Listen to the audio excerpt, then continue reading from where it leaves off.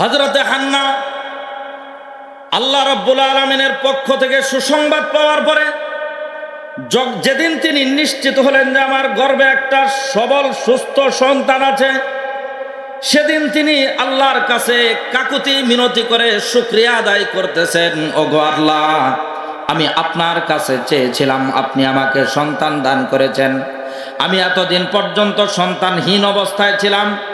সমাজের মানুষ আমাকে অনেক সময় হাবিজাবি বলেছে, তোমার সন্তান হয় না, বৃদ্ধ হয়ে গেছো, তুমি বন্দা মানুষ, তুমি আতফুরা মানুষ, এই ধরনের কথা বলে মানুষ আমাকে গালে গালাজ করেছে, বাজে শব্দ উচ্চারণ করেছে। ওগো আল্লাহ, আমি তোমার কাছে চেয়েছি, তুমি আমাকে সন্তান দিয়েছ। আমি সন্তানের প্রতি আকৃষ্ট ছিলাম, সন্তান পাওয়ার আগ্রহী ছিলাম। তুমি আমাকে সন্তানের সুসংবাদ দিয়ে খুশি করেছ। এই সন্তান আমার গর্ভে থাকা অবস্থায় আমি তোমার কাছে বলতেছি, আমার এই সন্তান দুনিয়াতে আসার পরে আমি তাকে দিয়ে আমার ব্যক্তিগত কোনো কাজে ব্যবহার করব না, আমার পরিবারের কোনো কাজে ব্যবহার করব না। এই সন্তানকে দিয়ে আমি আমার আত্মতৃপ্তির জন্য তাকে কোনোদিন ব্যবহার করব না, বরং এই সন্তান জন্মগ্রহণ করার পরেই আমার এই সন্তানকে দিয়ে তোমার পবিত্রতম ঘর বাইতুল মুকাদ্দাসের খাদেম হিসাবে তাকে ওয়াকফ করে দেব। আল্লাহ তাকে সন্তান দিয়ে খুশি করেছেন। তিনি এই সন্তানের মাধ্যমে আল্লাহর খুশিকে অর্জন করার জন্য অবলম্বন বের করলেন। আল্লাহ রাব্বুল আলামিন তার এই মান্যতকে কবুল করে নিলেন। মান্যতকে কবুল করার পর স্বামী তাকে বলতেছেন, হে আমার স্ত্রী, সন্তান তো এখনো পর্যন্ত হয় নাই, সন্তান হওয়ার পরে সে সুস্থ না অসুস্থ, ছেলে না মেয়ে, এই সব কিছু দেখার পর বিবেচনা করার পরেই না এই সন্তানকে আমরা মসজিদের কাজে ব্যবহার করব। কিন্তু তুমি তো কোনো ধরনের নিশ্চয়তা না পেয়ে আল্লাহর কাছে মান্যত করেছো, এখন কি হবে? স্ত্রী বলতেছেন, আল্লাহ আমাকে সন্তুষ্ট করেছেন, আমি আল্লাহকে সন্তুষ্ট করার জন্য দোয়া করতে গিয়ে আবেগ আপ্লুত হয়ে বলে ফেলেছি, আমি আল্লাহর প্রতি আবেগ নিয়ে বলে ফেলেছি। আল্লাহ আমার আবেগের দিকে তাকিয়ে আমার বিশ্বাস যে তিনি আমার দোয়া কবুল করে নিয়েছেন। অতএব আল্লাহ যদি দোয়া কবুল করে থাকেন, তিনি তার সেই কবুলকৃত দোয়াকে কিভাবে বাস্তবায়ন করবেন সেই বিষয়ে আল্লাহ চিন্তা করবেন। আল্লাহর সাথে তাদের কেমন সম্পর্ক ছিল? আল্লাহর সাথে সম্পর্ক এত সুগভীর ছিল যে আমি দোয়া করছি, আল্লাহ কবুল করছে, এখন এই দোয়া কিভাবে বাস্তবায়ন করবে সেটা আল্লাহর ব্যাপার, আমারও তো টেনশন কিসে। ঘটনাক্রমে কিছুদিন পরেই হযরতে হান্নার স্বামী ইমরান তিনি মৃত্যুবরণ করলেন। মৃত্যুবরণ করার পর এই সন্তান জন্ম নিলে সন্তানকে কে লালন পালন করবে, কে তাকে দেখাশোনা করবে, স্ত্রীর খোঁজ খবর বা কে নিবে? যেই সন্তান আসার পরে পরিবারের ভিতরে আনন্দের একটা জোয়ার বয়ে গেল। স্বামী মৃত্যুবরণ করার সাথে সাথে সেই আনন্দ কি আরো আছে না শেষ? আনন্দ আছে। স্বামীর মৃত্যু একজন নারীর জন্যে বাহ্যিকভাবে এই পৃথিবীতে যত বড় বিপদ আছে তার মধ্যে একটা বড় বিপদ হলো স্বামীর মৃত্যু। পুরুষ মানুষ যেই জীবনে তার স্ত্রী মারা যাক না কেন, পুরুষ মানুষ যদি কোনো রকমে চলতে পারে, অনেক মানুষ চলতেও পারে না, লাঠি ভর করে চলে, তারপরেও স্ত্রী মারা গেছে, তারপরেও এদিক সেদিক আলাপ করে যে আর একটা বুড়ির ব্যবস্থা করা যায় কিনা। কিন্তু আমাদের সামাজিক অবস্থা হলো, যদি স্বামী মারা যায়, স্ত্রীর যদি 3-4টা সন্তান থাকে, এই 3-4 সন্তান রেখে সে যদি বিবাহ বন্ধনে দ্বিতীয়বারে আবদ্ধ হয়, আমরা তাকে খারাপ দৃষ্টিতে দেখি। সন্তানগুলোর কি অবস্থা হবে এটা নিয়ে চিন্তা করি। সমাজের মানুষ তাকে নিয়ে বাজে শব্দ ব্যবহার করে। এরকম কি হয় না? পুরুষের তো বিবাহ করার সুযোগ আছে, নারীকে আমরা সেই সুযোগ দেই না। এই সুযোগ না পাওয়াটা তো তাদের জন্য একটা বিপদ। এই বিপদের কারণে হযরতে হান্নাও চিন্তায় পড়ে গেলেন, এখন আমার এই সন্তানের কি অবস্থা হবে, আমার পরিবারের কি অবস্থা হবে, কিভাবে আমি সংসার চালাবো। আর আমার এই সন্তানকে তো বাইতুল মুকাদ্দাসের জন্য আমি ওয়াকফ করে দিয়েছি, মান্নত করে দিয়েছি। এই সন্তান জন্মগ্রহণ করলে বাইতুল মুকাদ্দাসের খাদেম হিসাবে উপযুক্ত করে কে তাকে গড়ে তুলবে? এই চিন্তা করতে করতে সময় অতিবাহিত হলো। আল্লাহ পাকের সিদ্ধান্ত মোতাবেক বাচ্চা এক পর্যায়ে জন্মগ্রহণ করলো। জন্মগ্রহণ করার পর আল্লাহ রাব্বুল আলামিনের কাছে তিনি বলতেছেন, ওগো আল্লাহ, আমি তো মান্নত করেছিলাম যে আমার সন্তান হলে আমি সেই সন্তানকে বাইতুল মুকাদ্দাসের খেদমতে ব্যবহার করব। কিন্তু আমি তো ভেবেছিলাম আমার সন্তানটা হবে ছেলে সন্তান। আজকে তো আমি দেখতে পাচ্ছি আমার সন্তান কোনো ছেলে সন্তান নয়, একটা মেয়ে সন্তান। আর এই মেয়ে সন্তানকে দিয়ে আমি কিভাবে বাইতুল মুকাদ্দাসের খেদমত করাবো গো আল্লাহ। আমার স্বামী মৃত্যুবরণ করার পরে আমি একবার চিন্তায় পড়েছিলাম, আবার আমার মেয়ে সন্তান জন্ম নেওয়াতে আমি আরেকবার চিন্তায় পড়ে গেলাম। আল্লাহর কাছে বলতেছেন, ফালাম্মা وضعتها قالت رب إني وضعتها أنثى والله أعلم بما وضعت وليس الذكر كالأنثى। হযরত হান্না বলতেছেন, ওগো আল্লাহ, আমি তো ভেবেছিলাম ছেলে সন্তান হবে, কিন্তু আমার সন্তান মেয়ে হয়েছে। আল্লাহ রাব্বুল আলামিন বলতেছেন, ওগো হান্না, তোমার সন্তান হওয়ার পরে যখন তোমার চোখের সামনে এসেছে তখন তুমি বুঝতে পেরেছো যে এটা ছেলে না মেয়ে। কিন্তু আমি আল্লাহ আলিমুল গায়েব হওয়ার কারণে তোমাকে সৃষ্টির পূর্বে, তোমার পিতা মাতাকে সৃষ্টির পূর্বে, এমনকি আদম আলাইহিস সালামকে সৃষ্টির পূর্বে, যেদিন আলমে আরওয়াতে সমস্ত রূহকে আমি সৃষ্টি করেছি, সেদিনই আমি সিদ্ধান্ত নিয়েছিলাম তোমাদের জীবনের এই সমস্ত পরিক্রমাগুলো অতিক্রম হবে। অতিক্রম হওয়ার পরে তুমি আমার কাছে এভাবে কাকুতি মিনতি করবে, এক পর্যায়ে আমি তোমাকে সন্তান দেব।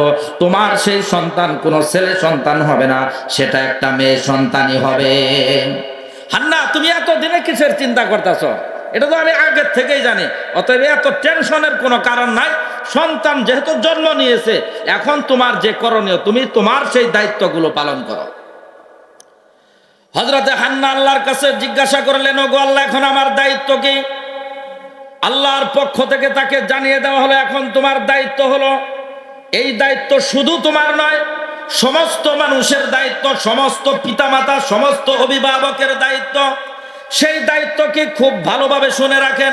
ওয়া ইন্নী সাম্মাইতুহা মারইয়ামা ওয়া ইন্নী উঈযুহা বিকা ওয়া যুররিয়াতাহা মিনাশ শাইতানির রাজীম।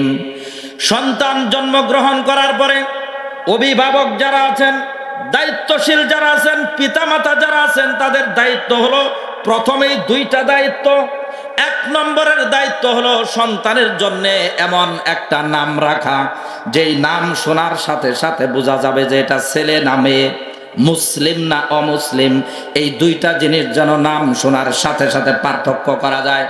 কিন্তু দুর্ভাগ্যজনক হলেও সত্য, আমরা এমন এক সমাজে, এমন এক যুগে বসবাস করি, যেই যুগে মানুষের নাম শোনার সাথে সাথে ছেলে মেয়ে, মুসলিম অমুসলিম পার্থক্য করবে তো দূরের কথা, নাম শোনার পরে এটা মানুষ না অন্য কোনো জীবজন্তু, এইটাও পার্থক্য করা যায় না।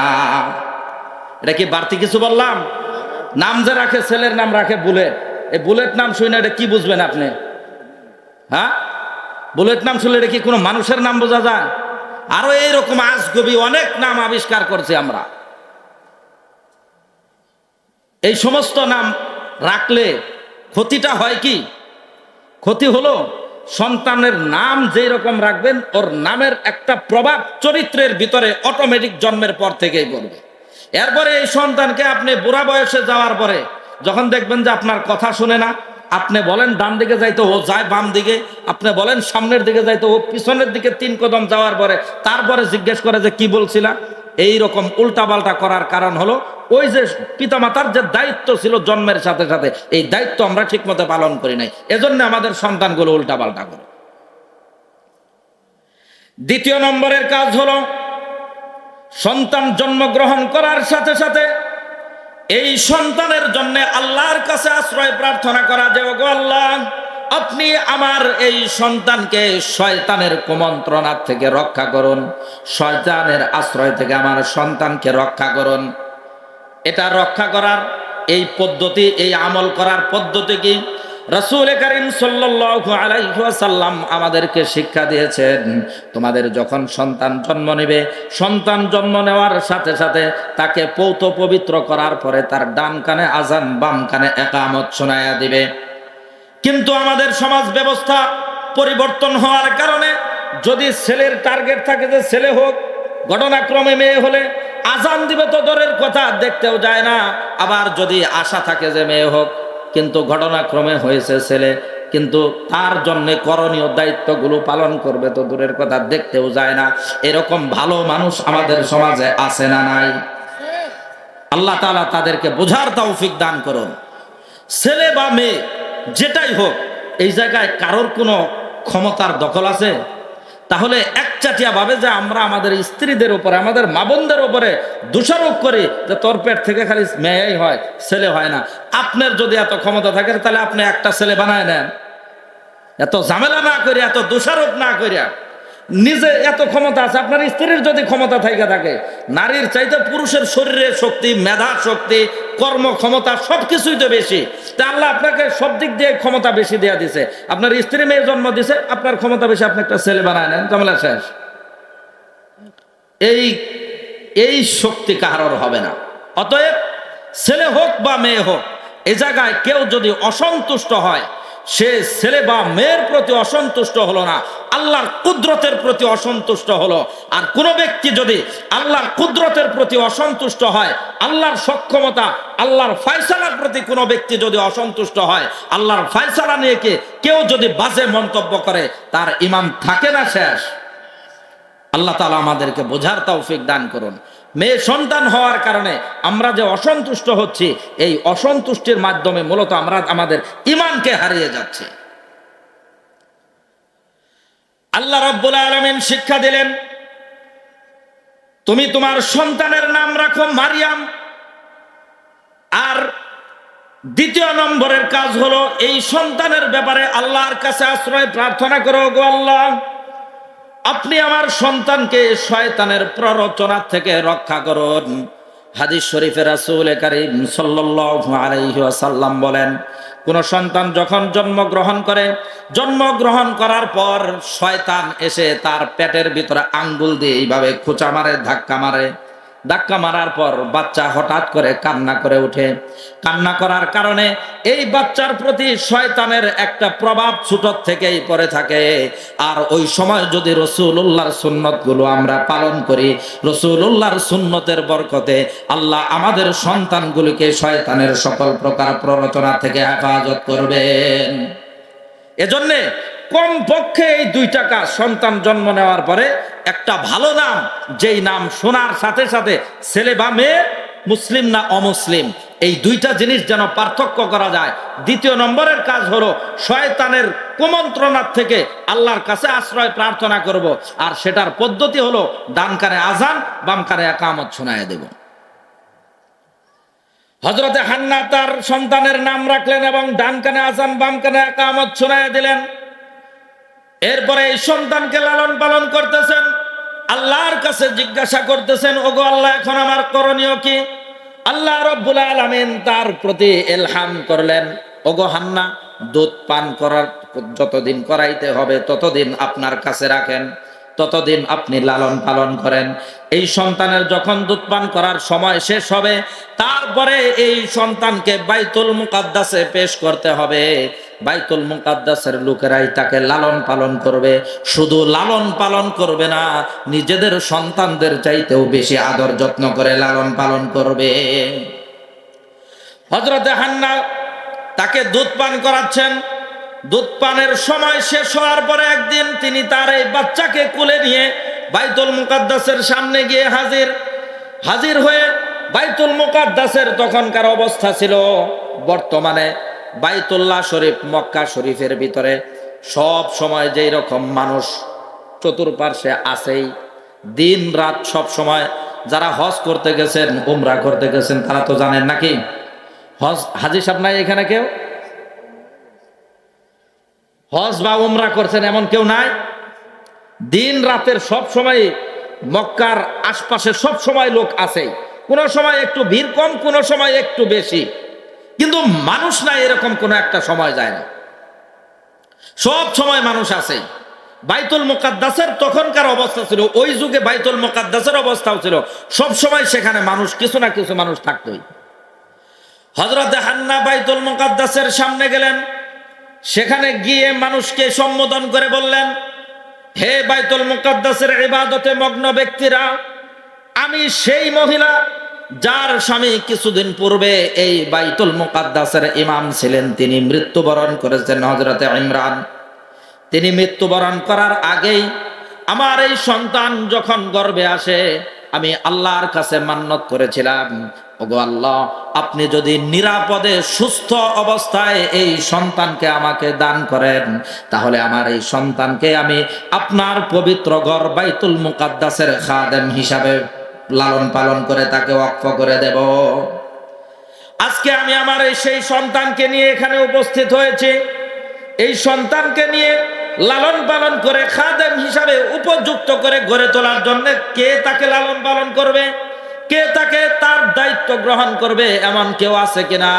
প্রথম যেই ব্যক্তি শুনছে সে বলতেছে আমাকেই দাও। আরেকজন এসে বলতেছে কি হয়েছে এখানে, বিস্তারিত ঘটনা বলার পর সে বলতেছে আমাকে দাও। আরেকজন বলতেছে আমাকে দাও। এইভাবে একজন একজন করে চাইতে চাইতে অনেক মানুষ প্রার্থী হয়ে গেল। এত মানুষ, এত সংখ্যক মানুষ প্রার্থী হলো, কেউ দাবির থেকে পিছায় আসে না। সবাই বলে মেয়েটাকে আমি লালন পালন করব, আমি আমার সন্তানের মতো করে তাকে বড় করব, নিজের মেয়ের মতো করে তাকে আদর স্নেহ দেব। সবাই তার প্রতি আগ্রহী, কিন্তু একটা মাত্র মেয়েকে কয়জনের কাছে দিবে? এজন্য তিনি তো বেকায়দায় পড়ে গেলেন যে এখন কার কাছে দেব, কে খুশি হবে আর কে অখুশি হবে, কে খুশি হবে কে বেজার হবে। এজন্য তিনি চিন্তায় পড়ে গেলেন। এক পর্যায়ে সবার মধ্যে একটা প্রতিযোগিতা শুরু হয়ে গেল, বাকবিতণ্ডা শুরু হয়ে গেল। কি করবে, কার কাছে দেবে, কোনো সিদ্ধান্তে বসতে পারে না। আগে তো মা চিন্তা করতেন আমার স্বামী মারা গেল, আমার স্বামী মরা এই এতিম সন্তানকে লালন পালন করবে কে? এখন দেখতেছেন তার সন্তানকে লালন পালন করার জন্য আল্লাহ পাক রব্বুল আলামিন এত মানুষকে তৈরি করেছেন। এখন সন্তান কার কাছে দেবেন সেই পেরেশানিতে পড়ে গেলেন। দীর্ঘ সময় কথা হওয়ার পর, আলোচনা হওয়ার পর সর্বজন শ্রদ্ধেয় একজন মুরব্বী মানুষ এসে বলতেছে, কি ব্যাপার, তোমাদেরকে দীর্ঘ সময় যাবৎ একটা বিষয় নিয়ে বাকবিতণ্ডা করতে দেখছি, তোমরা এখনো পর্যন্ত কোনো বিষয়ে সিদ্ধান্তে আসলে না, অথচ সময় তো গড়িয়ে যাচ্ছে, সন্ধ্যা হয়ে আসতেছে, মহিলা তো আবার তার বাড়ির দিকেও যাইতে হবে, তোমরা তাড়াতাড়ি একটা সিদ্ধান্তে পৌঁছাও, কিন্তু কোনো সিদ্ধান্ত আসে না। মুরব্বী বলতেছেন, আমি তোমাদেরকে যদি সুন্দর একটা পরামর্শ দেই, সব ধরনের ঝামেলা ছাড়া, গ্যাঞ্জাম ছাড়া, ঝগড়া ফসাদ ছাড়া সুন্দর একটা সিদ্ধান্ত আসবে, তোমরা কি আমার কথা মনোযোগ দিয়ে শুনবে কিনা? সবাই বলতেছে হ্যাঁ, আপনি আমাদের মধ্যে সম্মানিত ব্যক্তি, আপনি যদি আমাদেরকে কোনো কথা বলেন আমরা অবশ্যই শুনবো এবং মানবো। মুরব্বী বলতেছেন, যেহেতু কোনো সমাধান আসতেছে না, তাহলে তোমাদের ভিতরে একটা লটারি করা হোক। এই লটারির ভিতরে যে ব্যক্তি বিজয় অর্জন করবে সেই ব্যক্তি মারিয়ামকে লালন পালন করবে। কিভাবে লটারি করবে? তিনি বলতেছেন, তোমরা সবাই একটা করে কলম জমা দিবে, সেই কলমের ভিতরে খোদাই করে পিতলের কলম, সেই পিতলের কলম খোদাই করে যার যার নাম লিখে এখানে জমা দিবে।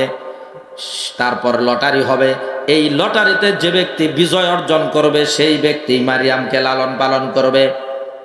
সবাই যারা যারা আগ্রহী, সবাই যার যার কলমের ভিতরে খোদাই করে নাম লিখলেন, নাম লিখে কলম জমা দিলেন। তারপরে একটা ছোট্ট বাচ্চা, যে কেবলমাত্র চলতে পারে, ধরতে পারে, কথা বললে কোনো রকম বুঝতে পারে, এমন একটা শিশু বাচ্চা, অবুঝ বাচ্চাকে এনে বলতেছে, তুমি এই যে সবগুলো কলম একত্র করে রাখলাম, এখান থেকে একটা মাত্র কলম উঠাবা। আর লটারিতে যারা অংশগ্রহণ করেছেন তাদেরকে বললেন, এখান থেকে একটা মাত্র কলম এই শিশু বাচ্চা উঠানোর পরে যার নাম উঠবে সেই ব্যক্তিকে এই লটারিতে বিজয়ী হিসাবে ঘোষণা করা হবে, আর সেই ব্যক্তি মারিয়ামকে লালন পালন করবে। সিদ্ধান্ত অনুযায়ী লটারি হলো। লটারির ভিতরে যেই ব্যক্তির নাম উঠল তিনি ছিলেন ওই যুগের নবী, এবং তৎকালীন সময়ে বাইতুল মুকাদ্দাসের ইমাম হযরতে জাকারিয়া আলাইহিস সালাম ইতিপূর্বে তিনি দাবি করেছিলেন, দেখো আমার তো কোনো সন্তানাদি নাই, আমি বৃদ্ধ হয়ে গেছি, আমার স্ত্রীও বৃদ্ধা হয়ে গেছে, তোমরা যারা এখানে দাবি নিয়ে এসেছো তোমাদের সবারই সন্তানাদি আছে, তোমরা তো সবাই সন্তানদের মুখের দিকে তাকায়া তৃপ্তি নিতে পারো, আমার কোনো সন্তান নাই, আমার স্ত্রী একাকী বাড়ির ভিতরে থাকে, আমি একাকী শুধুমাত্র স্ত্রীর মুখ দেখেই বের হয়ে আসি, আমি বাড়িতে গেলে আমাকে বাবা বলে ডাক দেওয়ার মতো কেউ নাই, অতএব এই মেয়েটাকে লালন পালন করে আমি জীবনের শেষ লগ্নে অন্তত একটা মেয়ের কাছ থেকে বাবা ডাক শুনতে চাই। হযরতে জাকারিয়া আলাইহিস সালাম অনেকবার দাবি জানাইলেন, কিন্তু কেউ তার দাবিতে সাড়া দিল না। সবাই মিলে বলতেছে, ওগো আল্লাহর নবী জাকারিয়া, আল্লাহ পাক আপনাকে নবুয়ত দান করেছেন, রিসালাত দান করেছেন, আপনার প্রতি আল্লাহ তাআলা সহিফা নাজিল করেছেন, আল্লাহ আপনাকে বাইতুল মুকাদ্দাসের ইমাম হওয়ার মতো নিয়ামত দান করেছেন। যাকে আল্লাহ তাআলা এতগুলো নিয়ামত দান করেছেন সেই ব্যক্তি আবার মারিয়ামকে লালন পালন করে আরেকটা নিয়ামতের ভাগীদার হবে। আপনি একাই যদি এতগুলো নিয়ামত ভোগ করেন আমরা কি করব? ওগো আল্লাহর নবী, আপনি দয়া করে এই দাবির থেকে সরে যান, আমরা মারিয়ামকে নিব। হযরতে জাকারিয়া আলাইহিস সালাম দাবি করেছিলেন, কিন্তু তার দাবি মানে নাই। ঘটনাক্রমে লটারিতে তিনি বিজয় হলেন। সবাই বলতেছে, না এই লটারি মানি না, আবার লটারি করা হবে। মুরব্বী তখন পরামর্শ দিলেন যে যদি লটারি আবার করতেই হয় তাহলে এই রকম লটারি হবে না, একটু কঠিন লটারি হবে। কেমন লটারি হবে? কঠিন হোক আর সহজ হোক, আমরা লটারিতে অংশগ্রহণ করব। বাইতুল মুকাদ্দাসের সামনেই কিছু দূর আগানোর পরে একটা নদী আছে। বললেন যে সবাই আসো আমরা ওই নদীর পারে চলে যাই। নদীর পারে যাওয়ার পর বললেন যে সবগুলো কলম একত্রিত করো। কলম একত্রিত করার পর তিনি বলতেছেন এই কলমগুলো সবগুলো আমরা পানিতে নিক্ষেপ করব।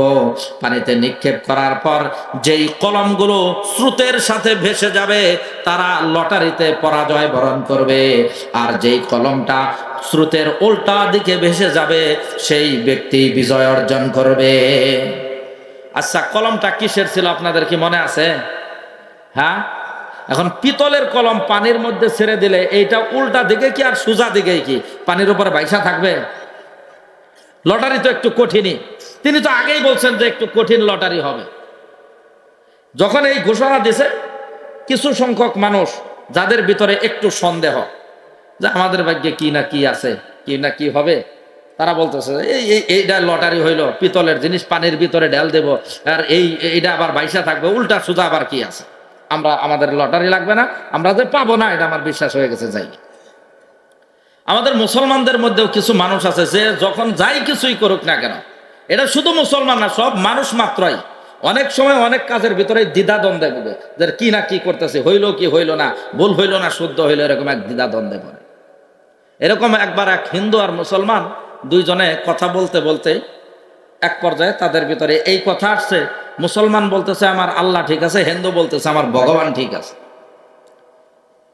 এই কথার ভিতরে দুইজনে কথা বলতে বলতে এক পর্যায়ে তাদের ভিতরে ঝগড়া বাকবিতণ্ডা শুরু হয়ে গেছে। এক পর্যায়ে আরেকজন এসে জিজ্ঞাসা করতেছে, কি ব্যাপার, তোমরা অনেক সময় যাবত দেখলাম যে ভালো মতে গল্প করলা, তারপরে এক পর্যায়ে হাসি খুশির মধ্যেই আপোষের মধ্যে তোমাদের ভিতরে একটু ঝগড়া ভাব দেখলাম, মনে করলাম যে মস্কারি করতেছো, এখন তোমাদের ভিতরে এক পর্যায়ে বিশাল ঝগড়া রাগারাগি শুরু হয়ে গেছে, কারণটা কি? তারা বলতেছে, মুসলমান বলতেছে আমি বলতেছি আমার আল্লাহ ঠিক আছে, ও কয় যে না আমার ভগবান ঠিক আছে। এইভাবে দুইজনের ভিতরে একটা ঝগড়া শুরু হয়ে গেছে। এত ঝগড়া করার দরকার নেই, যে 5 তলার বিল্ডিং দেখা যায়, ওই বিল্ডিং এর ছাদের উপরে উঠা ঘোষণা দাও যে আল্লাহ তুমি আমার রক্ষা করো, এই বইলা তুমি মুসলমানদের তুমি ছাদের উপর থেকে লাভ দাও, যদি বাইসা থাকো তোমার আল্লাহ ঠিক আছে, আর হিন্দু তুমি ছাদের উপরে ওইটা ঘোষণা দিবা যে আল্লাহ হে ভগবান তুমি আমার বাঁচাও, এই কয়ে ছাদের উপরে লাভ দাও, ছাদের উপর থেকে লাভ দিলে যদি তুমি বাইসা থাকো তাহলে তোমার ভগবান ঠিক আছে। সবাই মেলা করে যে ঝগড়া ফসাদ বাদ দেয়, সোজা উপরে উঠ, এত ভেজালের দরকার নেই। দুইজনে মিলে উপরে উঠছে। এখন কে আগে লাভ দিবে? এক পর্যায়ে সিদ্ধান্ত হয়েছে হিন্দু আগে লাভ দিবে। লাভ দেওয়ার পরে সে তো ভগবানের নাম করে লাভ দিছে যে ভগবান তুমি আমার রক্ষা করে, এখান থেকে তুমি রক্ষা না করলে আর রক্ষা পাওয়া সম্ভব না। ঘটনাক্রমে ও যে লাভ দিয়া যে বরাবর নিচে পড়ছে, ওইখানে নিচে ছিল বালু, বালুর ভিতরে লাভ দেওয়া পড়ছে, ব্যথা পাইছে ঠিক আছে, কিন্তু মরে না। হিন্দু তখন ওইটা বলতেছে যে আমার ভগবান পুরাটা ঠিক না থাকলেও কিছুটা ঠিক আছে, আর যদি কিছুই ঠিক না থাকতো তাহলে তো আমি আর বাঁচতাম না, এই 5 তলার উপর থেকে পড়ার পরে বাঁচার কথা না। কারণ মুসলমান টেনশনে পড়ে গেছে, টেনশনে পড়ছে যে হায় হায় 5 তলার উপর থেকে লাভ দেয়, হিন্দু বাঁচলো ভগবানের কথা কয়ে, ঠিক তো যে কোনো একজন হবে, আল্লাহ ঠিক হবে নয় ভগবান ঠিক হবে, ও তো বাইসা গেছে, তাহলে তো অবস্থা খারাপ।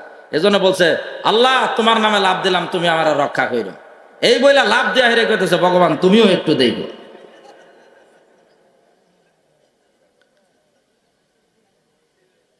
এইরকম হীনমন্যতাপূর্ণ মুসলমানের এই যুগে অভাব আছে? যদি অভাব না থাকতো তাহলে আমাদের জীবনের যার যে কোনো বিষয়ের প্রয়োজন পড়লেই আমরা তো সরাসরি আল্লাহর কাছে চাইতাম, আল্লাহর কাছে না চাইয়া আমরা এদিক সেদিক ডাইনে বামে দৌড়াদৌড়ি করতাম না। যাদের মনের ভিতরে এই হীনমন্যতার সন্দেহ আছে ওরাই এদিক সেদিক দৌড়ায়। আল্লাহ তাআলা আমাদেরকে বোঝার তৌফিক দান করুন। জীবনের প্রতিটা ক্ষেত্রে, জীবনের প্রতিটা বিপদে আপদে প্রয়োজনে আল্লাহর দিকে প্রত্যাবর্তন করার, আল্লাহর উপরে ভরসা করার, আল্লাহর উপরে তাওয়াক্কুল করার তৌফিক দান করুন, আমিন। ওই যে ওই রকম দ্বিধা দ্বন্দ্বওয়ালা মানুষ যারা ছিল, যাদের ইমানের ভিতরে একটু এদিক সেদিক আপ ডাউন করতো, এই সমস্ত মানুষগুলো যে আমরা এই লটারি থাকবো না, কারণ পিতলের জিনিস, এটা পানির ভিতরে ছাড়লে উজান বাটি পরে ওটা বাইসেই থাকবে না, অথবা আমাদের লটারির দরকার নাই। সর্বশেষ টিকলো 27 জন মানুষ, 27 জনের লটারি হলো, 27টা কলম পানির ভিতরে নিক্ষেপ করলো। নিক্ষেপ করার সাথে সাথে 26টা কলমই, কিছু কলম পানির ভিতরে ডুবে যাচ্ছে, কিছু কলম স্রোতের সাথে ভেসে যাচ্ছে, আর একটা মাত্র কলম স্রোতের উল্টা দিকে যাচ্ছে। স্রোতের উল্টা দিকে যেই কলমটা গেল, এই কলম একজন ব্যক্তিকে দিয়ে উঠানো হলো, আর স্রোতের সাথে যেই কলমগুলো ভেসে গেল সেই কলমগুলো একজনকে দিয়ে উঠানো হলো। এই উল্টো দিকে যেই কলমটা গেছে সেই কলমের ভিতরে যেই ব্যক্তির নাম লেখা ছিল তিনি আর কেউ নন, তিনি হলেন ওই যুগের জলিলুল কদর নবী হযরতে জাকারিয়া আলাইহিস সালাম। সর্বশেষ 7 জন মানুষ যাদের কলম উপরে উঠানো সম্ভব হয়েছে, 7 জনের মধ্যে একজন তো হযরতে জাকারিয়া নবী। 6 জন যাদের কলম উপরে উঠানো সম্ভব হয়েছে, স্রোতের সাথে ভেসে গেছে, তারা চিন্তা করলেন আমাদের ঈমান এখনো কিছু আছে, আল্লাহর রহমত আমাদের প্রতি এখনো কিছু আছে। যদি কিছুই রহমত না থাকতো তাহলে এই পানির ভিতরে স্রোতের সাথে আমাদের কলম ভেসে যাইতো না, পিতলের এই ভারী কলমগুলো পানিতে নিক্ষেপ করার সাথে সাথে ডুবে যাইতো। এজন্য তারা সর্বশেষ বলতেছেন আমরা লটারি মেনেছি, জাকারিয়া আলাইহিস সালাম যে বিজয় অর্জন করেছে তার বিজয় আমরা মেনে নিয়েছি, কিন্তু মনে বড় আশা এই মেয়েটাকে আমরা একটু লালন পালন করব, তার একটু বরকত আমরা গ্রহণ করব, আল্লাহর কাছ থেকে এই কামনা করতেছি। এজন্যে জাকারিয়ার প্রতি বিদ্বেষ রেখে নয়, বরং এই মেয়েটার প্রতি আকৃষ্ট হয়েই আমরা আরেকবার লটারি দিতে চাই যে আল্লাহ দেখি আমাদেরকে দয়া করে কিনা। সর্বশেষ তৃতীয়বারের লটারি হলো।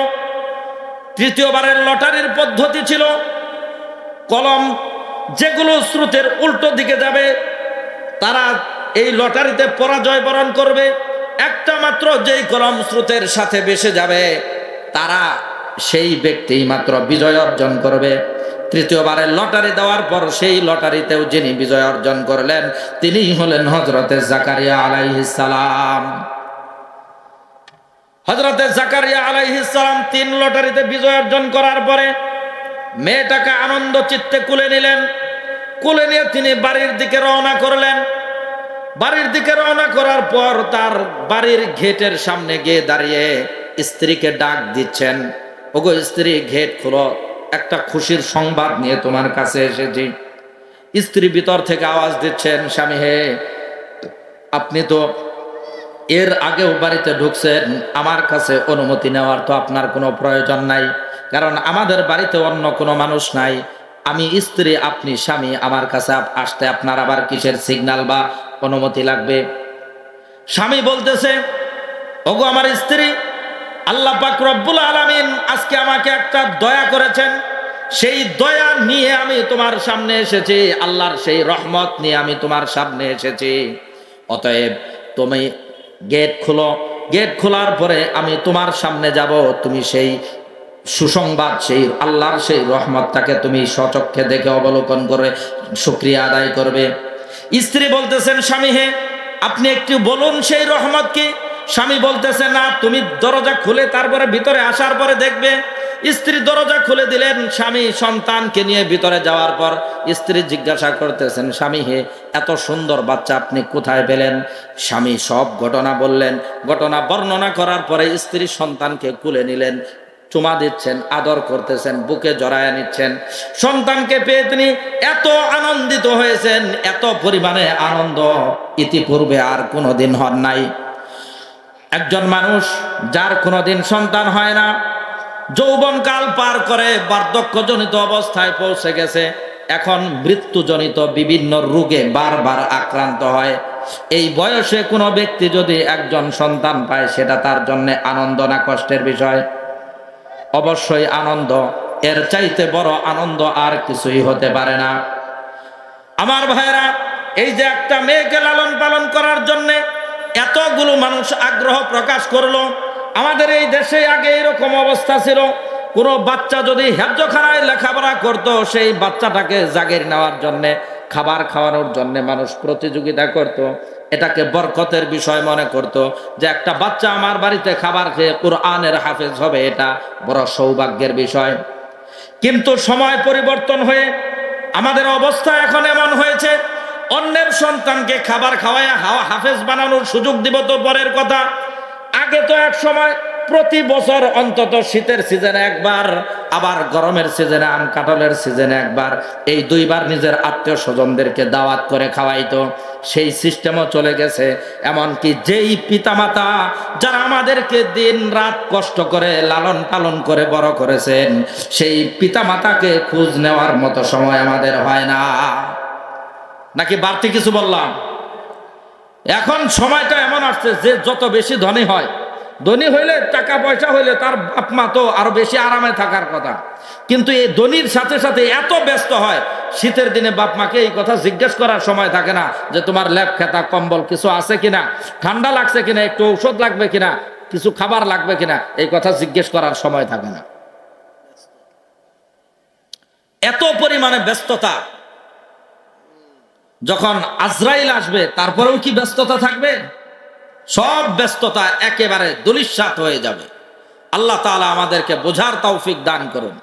এই পৃথিবীতে একজন সন্তানের প্রতি আল্লাহর পরে, আল্লাহর রসুলের পরে সবচাইতে বেশি যাদের হক, তারাই হলেন পিতামাতা। এই পিতামাতার হক কোনো ব্যক্তি যদি আদায় না করে, সেই পিতামাতা যদি কাফেরও হয়, জঘন্যতম নাফরমান হয়, তারপরেও পিতামাতার সেবা যত্ন করতে হবে, তাদের খোঁজখবর নিতে হবে। পিতামাতার সেবা যত্ন, খোঁজখবর নেওয়ার ব্যাপারে কোনো ধরনের যুক্তির এখানে কোনো কিচ্ছু আল্লাহ তাআলা দেখবেন না, বরং পিতামাতাকে সেবা যত্নই করতে হবে। এই জায়গায় আল্লাহ কাউকে কোনো ছাড় দিবেন না। হযরত জাকারিয়া আলাইহিস সালাম মারিয়ামকে তার বাড়িতে নিয়ে গেলেন, লালন পালন করতেছেন, বড় হচ্ছেন। বড় হতে হতে এক পর্যায়ে যখন তার ৫-৭ বছর বয়স হয়ে গেছে, এখন ভালো মন্দ বুঝতে পারে, তখন জাকারিয়া আলাইহিস সালাম চিন্তা করলেন যে মেয়েকে এখন আর সাথে রাখা যাবে না, মেয়েকে সাথে রাখা যাবে না। এখন সে বড় হয়েছে, এখন সে ভালো মন্দ বুঝতে শিখেছে, ভালো মন্দ বোঝা শুরু করেছে। অতএব আমাদের থেকে তাকে একটু আলাদা রাখতে হবে। এখানে আমাদের শিক্ষা হলো, আমাদের সন্তানগুলো যখন বড় হবে, ৫-৭ বছর বয়স হওয়ার সাথে সাথে সন্তানকে আলাদা বিছানায়, আলাদা রুমে রাখতে হবে। এটা একদিক থেকে যেমন রাসূলুল্লাহর সুন্নত, আরেক দিক থেকে এখানে বাহ্যিক অভ্যন্তরীণ অনেক বিষয় আছে। সব বিষয়ে শুধু খুইলা বলতে হবে এমন না, কিছু বিষয় নিজেদেরকে বুঝে নিতে হয়। এজন্য সন্তান যখন কিছু কিছু বোঝা শুরু করবে, তখন থেকেই তাদেরকে আলাদা বিছানায়, আলাদা রুমে রাখার অভ্যস্ত করতে হবে। হযরতে জাকারিয়া আলাইহিস সালাম তাই করলেন। মারিয়ামকে আলাদা বিছানায় রাখবেন, আলাদা রুমে রাখবেন। আর বাইতুল মুকাদ্দাসের যেহেতু তিনি ওয়াকফকৃত খাদেমা ছিলেন, এজন্য বাইতুল মুকাদ্দাসের প্রত্যেক খাদেমের জন্য আলাদা আলাদা একটা করে কামরা ছিল। হযরতে জাকারিয়া আলাইহিস সালাম হযরতে মারিয়ামের জন্য যেই কামরাটা নির্ধারণ করেছেন সেটা অনেক সুরক্ষিত ছিল। তার কোনো জানালা ছিল না, একটা মাত্র দরজা ছিল। সেই এক দরজা বিশিষ্ট জানালাহীন রুমের ভিতরে হযরতে মারিয়ামকে রেখে দিলেন এবং জাকারিয়া আলাইহিস সালাম প্রতিনিয়ত তার খোঁজ খবর নিতেন। এইভাবে চলতে চলতে এক পর্যায়ে হযরতে জাকারিয়া আলাইহিস সালাম নিয়মিত এই মেয়ের খবর নেন, মারিয়ামের খোঁজ খবর নেন। প্রতিদিন তাকে ঠিকমতো খাবার পৌঁছে দেন, পানি পৌঁছে দেন, কাপড় লাগলে কাপড় পৌঁছে দেন, চিকিৎসা লাগলে চিকিৎসা পৌঁছে দেন। তারপরেও মাঝে মধ্যে গিয়ে তাকে ভালো মন্দ জিজ্ঞাসা করেন। এইভাবে সময় অতিবাহিত হইতে হইতে এক পর্যায়ে একদিন হযরতে জাকারিয়া আলাইহিস সালাম রুমের ভিতরে গেলেন তাকে খাবার দেওয়ার জন্য। রুমের ভিতরে প্রবেশ করার সাথে সাথে তিনি রুমের ভিতরে ব্যতিক্রম একটা পরিবেশ দেখে তিনি আশ্চর্য হয়ে জিজ্ঞাসা করলেন, ওগো মারিয়াম, তোমার এই রুমের আমার নিজের কাছে রেখেছি, এর কোনো জানালা নাই, এখানে বাহির থেকে কেউ আসবে অথবা তুমি বাহিরে যাবে এমন কোনো সুযোগ নাই। তালা এখানে খুলেছিল এমন কোনো লক্ষণও নাই, দরজা খোলার কোনো লক্ষণ বা সক্ষমতা কিছুই নাই। তাহলে এই তালাবদ্ধ জানালাহীন একটা মাত্র দরজা বিশিষ্ট রুমের ভিতরে তোমাকে এত সুন্দর অমৌসুমী ফলমূল কে পৌঁছে দিল? কার কাছ থেকে তুমি এই ফলমূলগুলো পেলে? কার কাছ থেকে তুমি রিজিক পেলে? হযরতে জাকারিয়া আলাইহিস সালাম মারিয়ামকে এই কথা জিজ্ঞাসা করলেন। হযরতে মারিয়াম আলাইহিস সালাম বলতেছেন, ক্বালাত হুয়া মিন ইনদিল্লাহ, ওগো খালুজান, আমি এই সমস্ত ফলমূল, এই সমস্ত রিজিকগুলো আল্লাহর পক্ষ থেকে পেয়েছি। আপনি যা আমাকে প্রতিদিন খাবার দিয়ে যান, আমি আপনার দেওয়া খাবারগুলো খাই, তারপরে আমি বাকি সময় শুধুমাত্র ইবাদত বন্দেগীর ভিতরে কাটাই। ইবাদত বন্দেগী করতে করতে যখন এক পর্যায়ে আমার ভিতরে ক্লান্তি আসতো, তখনই আমি মনে মনে শুধু আসতো, মুখ দিয়েও বলতাম না, আল্লাহর কাছে দোয়াও করতাম না, মুখ দিয়ে কোনোদিন আমি একবারের জন্যও আল্লাহর কাছে চাই নাই। যখনই আমার ভিতরে ক্লান্তি আসতো, মনে মনে শুধু কামনা করতাম যে আজকে একটু আঙ্গুর খাইলে ভালো লাগতো, সাথে সাথে আমার সামনে আঙ্গুর এসে উপস্থিত হইতো। আরেকদিন কামনা করতাম আমি একটু ডালিম খাইলে ভালো লাগতো, সাথে সাথে কে যেন আমার সামনে ডালিম এনে উপস্থিত করতো। এইভাবে চলতে চলতে আমি সব কিছুই খাচ্ছি, আর সেই ফলমূলগুলো এত সুস্বাদু, এত মজা লাগে খালুজান, আপনিও আমাকে খাওয়াইছেন, কিন্তু আপনার খাওয়ানো সেই ফলমূলের চাইতে এই তালাবদ্ধ রুমের ভিতরে আমি যেই ফলমূলগুলো খাই সেগুলো সীমাহীন, তুলনাহীন সুস্বাদু লাগে। হযরতে জাকারিয়া আলাইহিস সালাম মারিয়াম আলাইহিস সালামের কাছ থেকে এই কথাগুলো শুনেন, আরো বলেন, হে মারিয়াম, আরো কি ঘটনা ঘটে এই রুমের ভিতরে তোমার সাথে, তুমি বর্ণনা করো। মারিয়াম আলাইহিস সালাম বলতেছেন, ওগো খালুজান, যেদিন থেকে আপনি এই রুমের ভিতরে রাখেন, যেদিন থেকে আমি এই রুমের ভিতরে একাকী থাকি, সেদিন থেকে আল্লাহ পাক রব্বুল আলামিন আমাকে অনেক বিষয়ের সুসংবাদ দিয়েছেন, অনেক বিষয়ের পূর্ববর্তী পরবর্তী অনেক বিষয়ে আল্লাহ আমাকে জানিয়েছেন।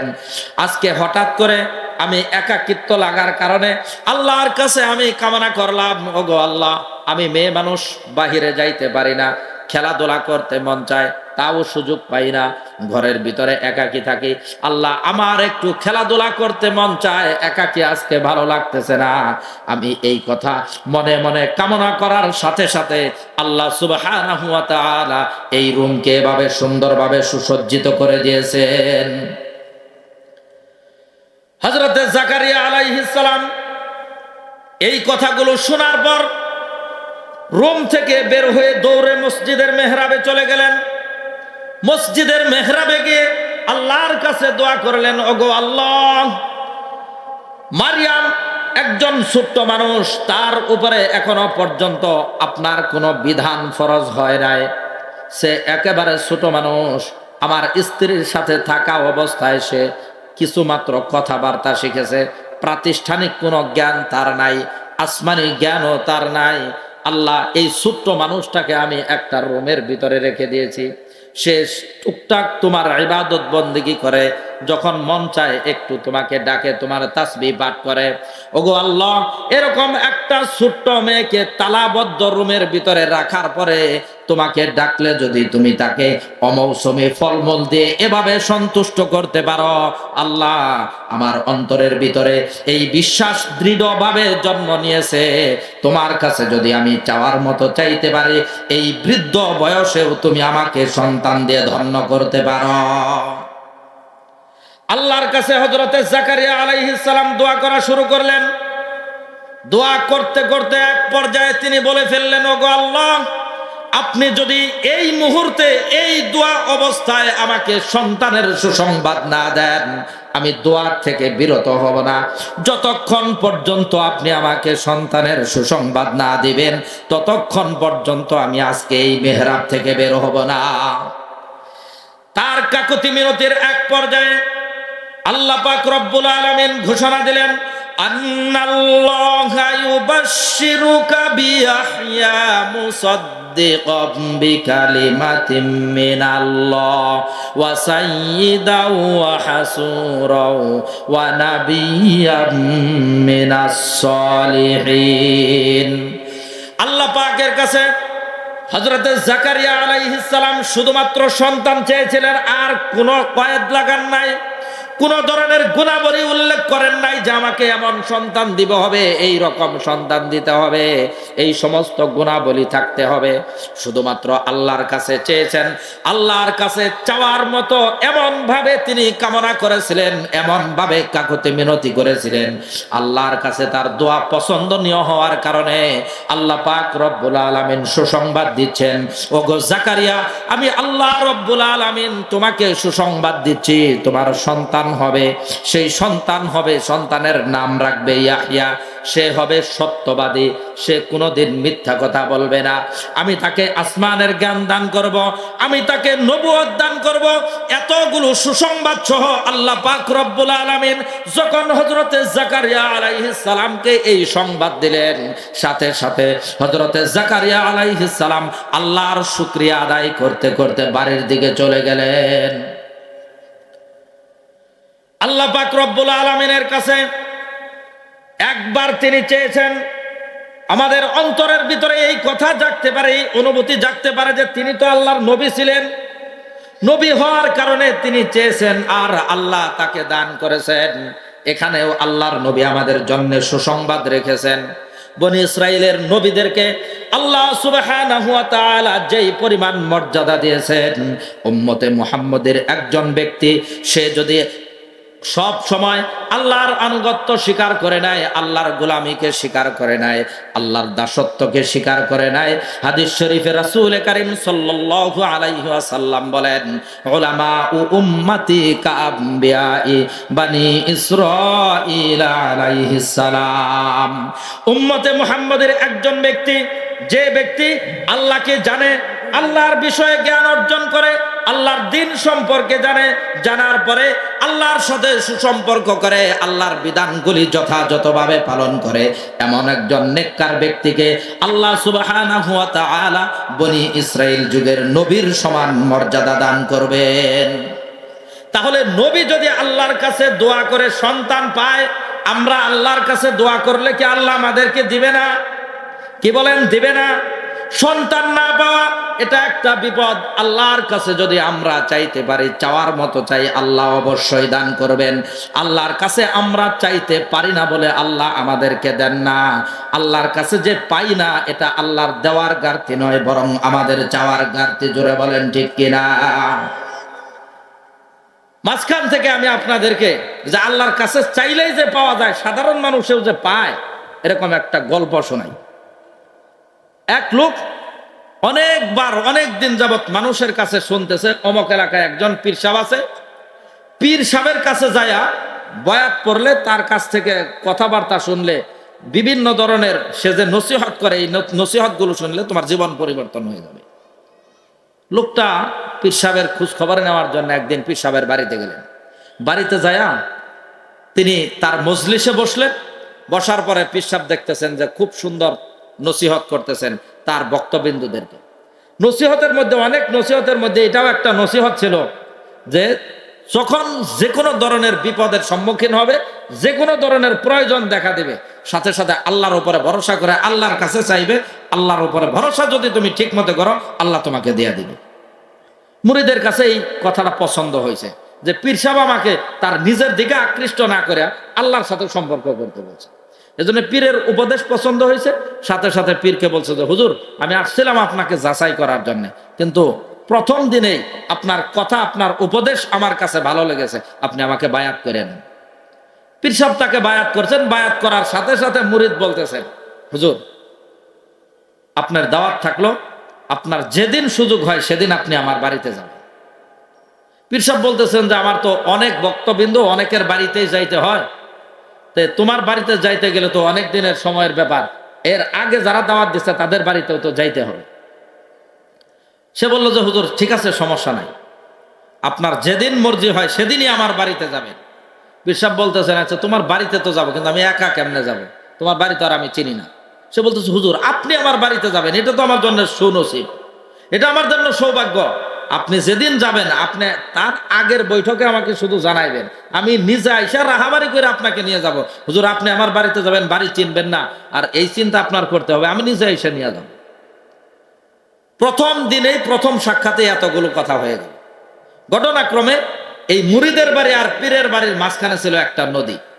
নদী পার হওয়ার জন্যে আগের যুগে কি দিয়া পার হইতো? নদী নৌকা দিয়া, নৌকার যুগ ছিল। ঘটনাক্রমে ওই দিন পীরের সাথে দেরি করতে করতে সময় দিতে দিতে রাত হয়ে গেছে। নদীর পারে আসছে, আইসা দেখে যে নৌকা নদীর ওই পারে মাঝি বিরায় রেখে সে বাড়িতে চলে গেছে। এখন এই নদীর পার থেকে আবার বাড়ির দিকে যাবে, পীর সাহেবের বাড়ির দিকে যাবে, এটাও বিপদ, অনেক দূরের রাস্তা।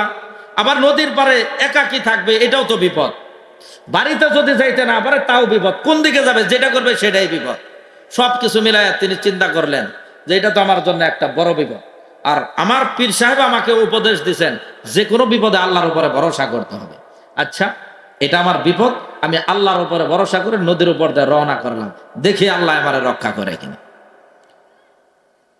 পায়ের থেকে জুতা খুইলা রওনা করছে পানির উপর দিয়ে, বিসমিল্লাহি তাওয়াক্কালতু আলাল্লাহ। আল্লাহ আমার পীরে বলছিল তোমার উপরে ভরসা করার জন্য, আমি তোমার উপরেই ভরসা করছি, আমার পীরের উপরে ভরসা করে নেই, আল্লাহ তুমি আমার পার করে দাও। দেখে যে হাঁটতে হাঁটতে নদী পুরাটা পার হয়ে গেছে। নদীর ভিতরে ডুববে তো দূরের কথা, পায়ের ভিতরে এক ফোঁটা পানিও লাগে না। মুরিদ তো খুশি হয়ে গেছে, আমার পীর এটা অরিজিনাল একটা পীর, এই পীরের ভিতরে কোনো ঝামেলা নাই। কারণ একটা কথা মানছি, এক কথাই আমি প্রথম দিনই নদী পার হয়েছি পানির উপর দিয়ে হাইটা। এই পীর কোনো সাধারণ পীর না, এই পীরের সাথে আমার লাইগা থাকতে হবে। সময় অতিবাহিত হইতে হইতে অনেক দিন পরে যখন তার সিরিয়াল আসলো যে তার বাড়িতে আসবে পীর সাহেব, সেদিন পীর সাহেব আগে জানায় দিছে যে আমি অমক দিন তোমার বাড়িতে যাব, তুমি আমাকে আইসা নিয়ে যাবো। পীরের নিয়ে আসছে। আসার পরে ঘটনাক্রমে ওই দিনও নদীর পাড়ের নৌকা নাই, নৌকা ওই পাশে নিয়ে মাঝি গেছে। মুরিদ তো মুরিদের মতো করে ওই যে পীর যে শিখাইয়া দিছিল নদী পার হবা আল্লাহর উপরে ভরসা করে, বিপদ পার করবা আল্লাহর উপরে ভরসা করে, সে রক্তে সে তার মতো হাঁটতেই আছে, আর পিছনের দিক তাকায় না। পীরের সাথে যে স্বাভাবিকভাবে কথা বলতেছে, হুজুর এই বিষয় এইগুলো এইরকম নানান আলোচনা করতেছে, এইভাবে কথা বলতে বলতে সে নদীর উপর দিয়ে হাঁটতেই আছে। কতক্ষণ পরে পিছন দিকে তাকায় দেখে যে কি ব্যাপার, হুজুরের আওয়াজ শোনা যায় না। আশপাশে তাকায় দেখে যে হুজুর এখনো নদীর ওই পাড়েই দাঁড়ায় রয়েছে, পানির ভিতরে নামতে পারে না। পিছন দিক তাকায় মুরিদ ডাক দিছে, হুজুর কি ব্যাপার, আপনি আসেন না কেন? নৌকা তো ওই পারে, নৌকা ওই পারে, আপনি আসেন না কেন? আপনারা আমার শিখাই দিচ্ছেন যে কোনো বিপদে আল্লাহর উপরে তাওয়াক্কুল করবা, আল্লাহর উপরে ভরসা করবা, আল্লাহর প্রতি ভরসা করলে আল্লাহ তোমার সব বিপদ উদ্ধার করে দেবে। হুজুর এটা তো আমাদের জন্য বিপদ, এজন্য আমি আল্লাহর উপরে ভরসা করে রওনা করলাম, আপনি আসেন না কেন? পীর সাহেবের তখন তার বুদ্ধি খুলে গেছে যে হায় আফসোস, আমার উপদেশ শুনে আমার মুরিদ আল্লাহর প্রতি বিশ্বাস স্থাপন করে,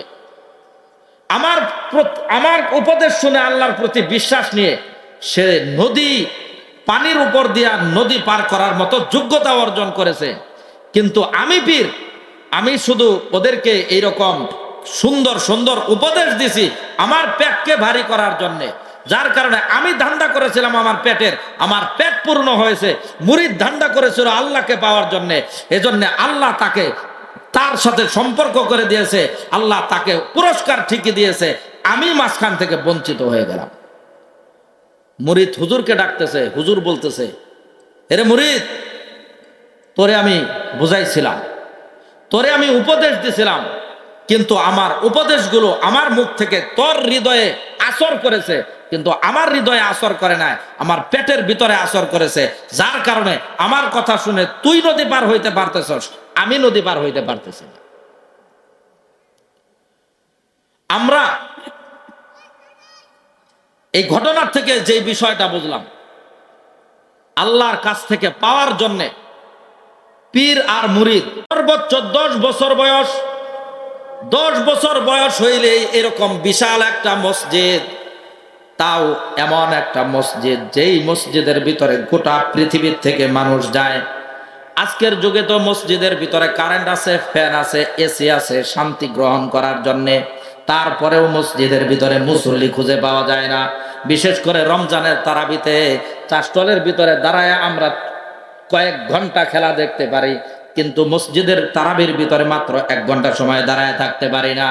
যারা নামাজ পড়ে না তো ওরা তো পড়েই না, এরা তো জান্নাতি হয়েই গেছে। যারা নামাজ পড়ে না, যারা নামাজ পড়তে যায়, এরা ইমাম সাহেবদেরকে প্রতিযোগিতায় লাগাইয়া দেয় যে হুজুর তারাবি অর্থ তো তাড়াতাড়ি পড়া, আর একটু তাড়াতাড়ি পড়ে। তারাবি অর্থ কি তাড়াতাড়ি পড়া? এজন্য যারা নামাজ পড়ে নাই তারা তো জান্নাতি নাকি?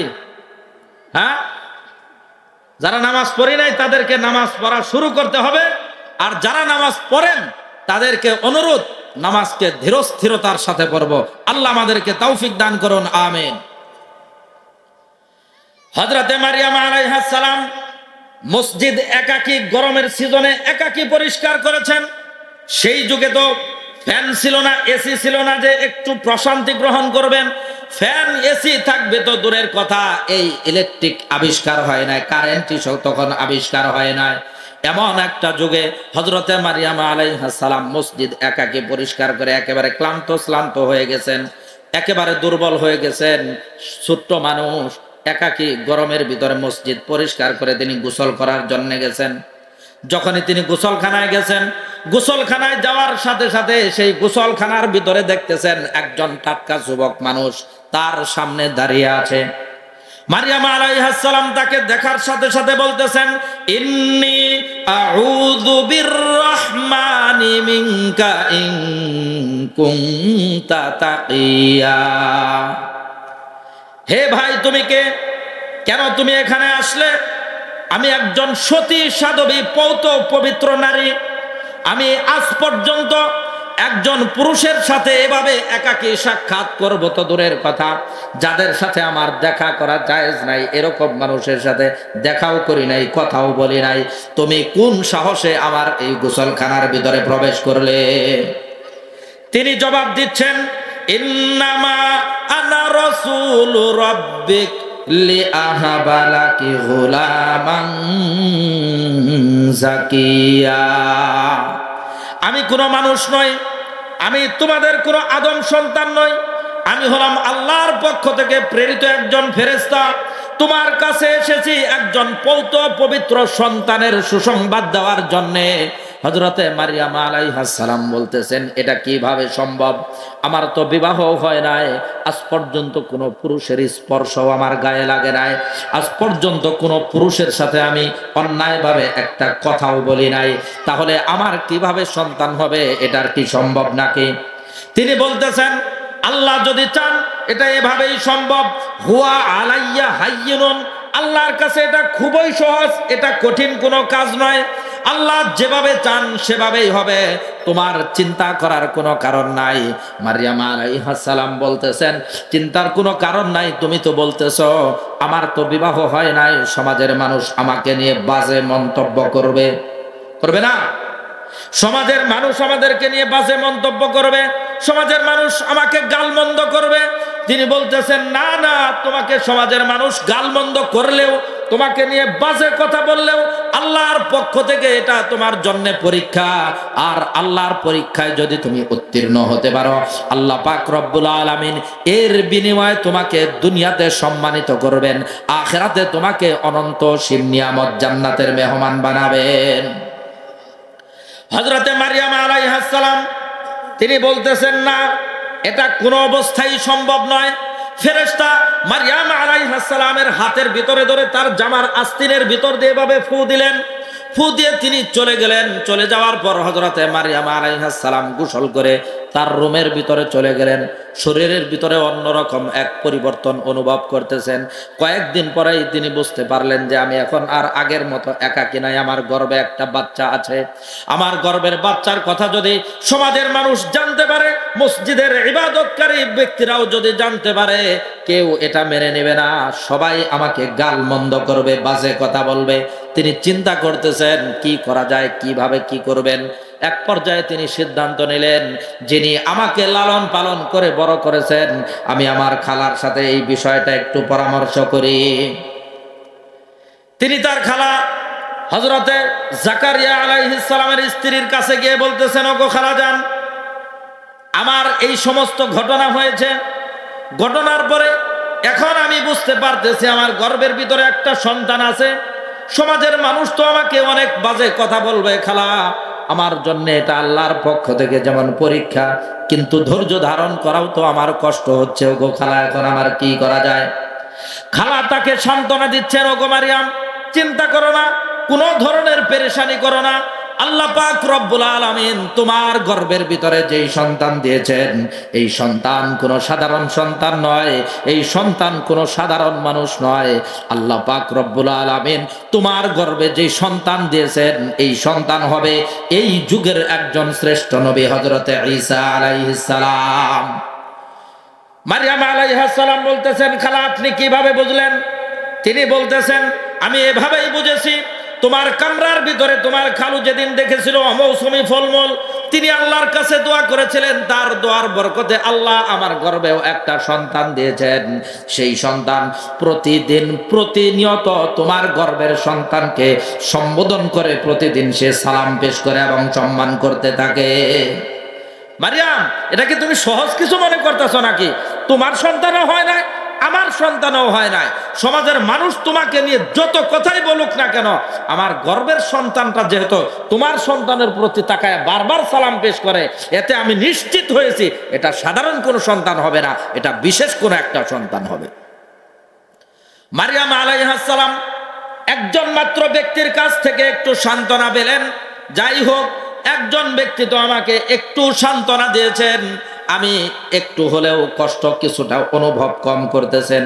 ওই বাইতুল মুকাদ্দাসেরই আরেকজন খাদেম ছিল, এই খাদেমের নাম হলো ইউসুফ নাজ্জার। নামটা ভালোভাবে মনে রাখবেন, ইউসুফ নাজ্জার। এই ইউসুফ নাজ্জার মারিয়ামকে এসে জিজ্ঞাসা করতেছে, ওগো মারিয়াম, তোমার কাছে আমি একটা কথা জিজ্ঞাসা করতে চাই, কিন্তু কিভাবে বলবো বলতে পারি না। আমি তো জানি তুমি সতী সাধবী মানুষ, তুমি কোনোদিন কোনো মানুষের সাথে অপ্রয়োজনীয় কোনো কথা বলো না, কোনোদিন তুমি একটা মানুষের সাথে এক মুহূর্তের জন্য সাক্ষাৎ করবে তো দূরের কথা, চোখের দৃষ্টি পর্যন্ত ফেলো না। ওগো মারিয়াম, তারপরেও বাধ্য হচ্ছে তোমাকে এই কথা জিজ্ঞাসা করতে, কারণ হলো সমাজের মানুষ তোমাকে নিয়ে অনেক কথা বলতেছে। মারিয়াম আলাইহিস সালাম বলতেছেন, এত ভূমিকা না বলে কি বলবা তাড়াতাড়ি বলো, আমিও পেরেশানিতে আছি। ইউসুফ নাজ্জার জিজ্ঞাসা করতেছে, ওগো মারিয়াম, তোমার কাছে জিজ্ঞাসা হলো, বলো তো দেখি, বীজ ছাড়া কোনো গাছ জন্ম নেয় নাকি? মারিয়াম আলাইহিস সালাম বলতেছেন, কেন জন্ম নিবে না? আল্লাহ পাক রব্বুল আলামিন এই পৃথিবীতে প্রথম যেই গাছটা সৃষ্টি করেছেন, সেই গাছ সৃষ্টি করার জন্য তিনি কোথা থেকে বীজ এনেছেন? ইউসুফ বলতেছেন, হ্যাঁ কথা তো ঠিক। আচ্ছা তুমি বলো দেখি, ডিম ছাড়া কোনো পাখি বা হাঁস মুরগি হয় নাকি? মারিয়াম আলাইহিস সালাম বলতেছেন, যদি ডিম ছাড়া পাখি হাঁস মুরগি এগুলো জন্ম না নেয়, তাহলে এই পৃথিবীর প্রথম পাখি, প্রথম হাঁস, প্রথম মুরগি এগুলো কোত্থেকে জন্ম নিল?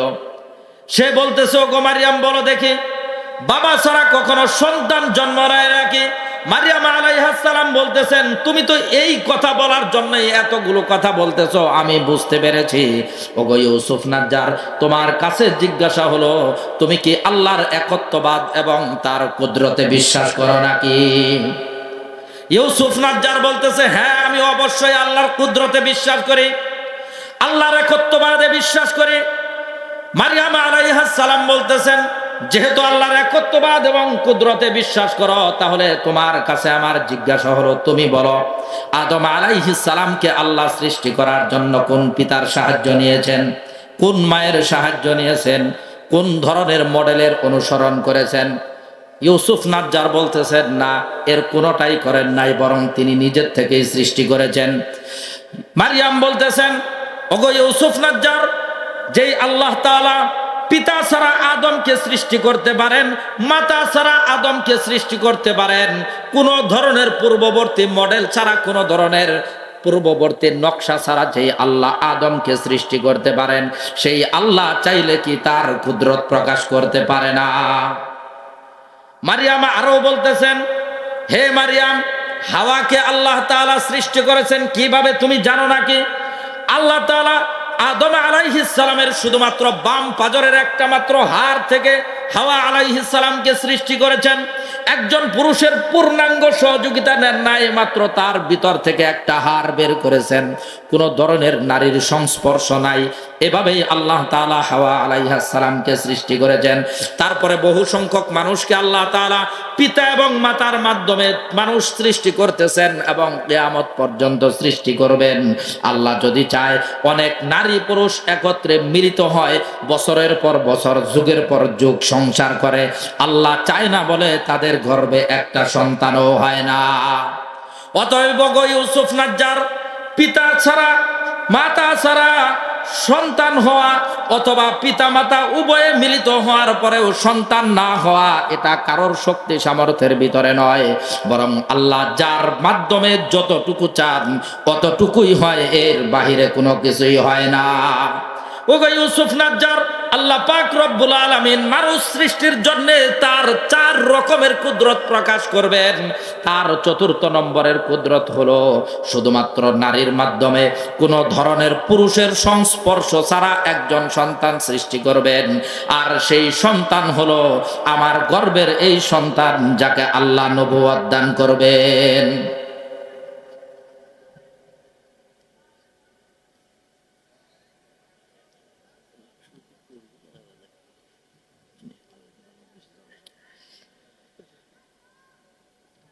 হযরতে মারিয়াম আলাইহিস সালামের সাথে কথাবার্তা হলো।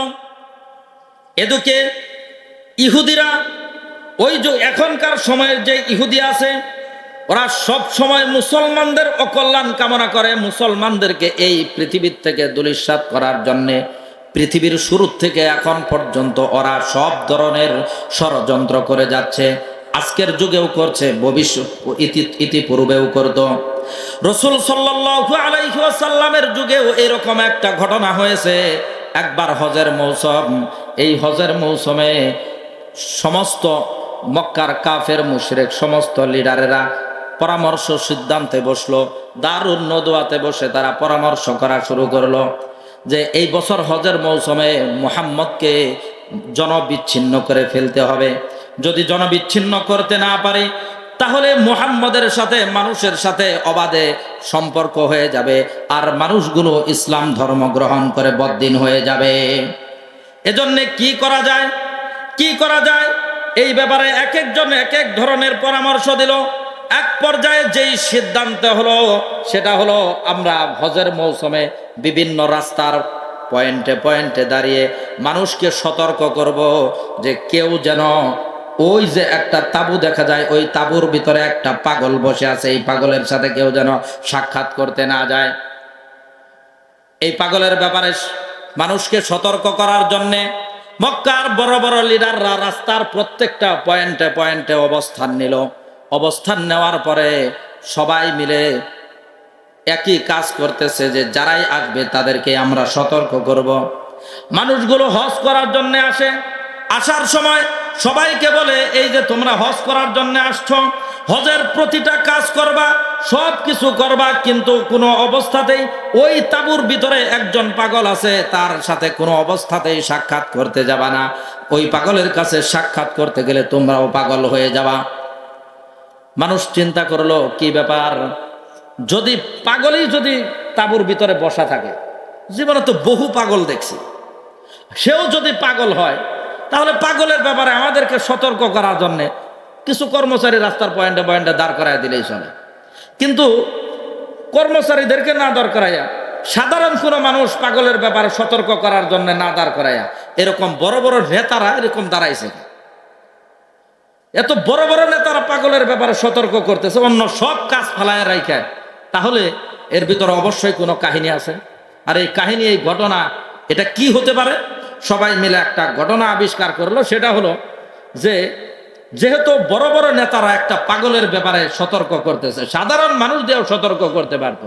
যদি পাগলটা সাধারণ হইতো, তাহলে সাধারণ মানুষ দিয়ে সতর্ক করলেই চলতো।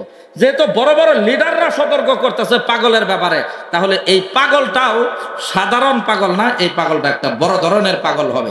জীবনে তো ছোটখাটো পাগল অনেক দেখছি, আজকে চল এইবারের হজের মৌসুমে আমরা একটা বড় পাগল দেখে যাব। বড় পাগল দেখার জন্য সবাই ওই তাঁবুর দিকে যায়। তাঁবুর দিকে যায়, রাসূল সাল্লাল্লাহু আলাইহি ওয়াসাল্লামের সাথে সাক্ষাৎ হয়। সাক্ষাতের সাথে সাথে নবীজি তাদেরকে ইসলামের দাওয়াত এমন ভাবে দেন, দাওয়াত দেওয়ার সঙ্গে সঙ্গে সমস্ত মানুষ ইসলামের ছায়াতলে এসে যায়, সমস্ত মানুষ কালেমা পড়ে মুসলমান হয়ে যায়।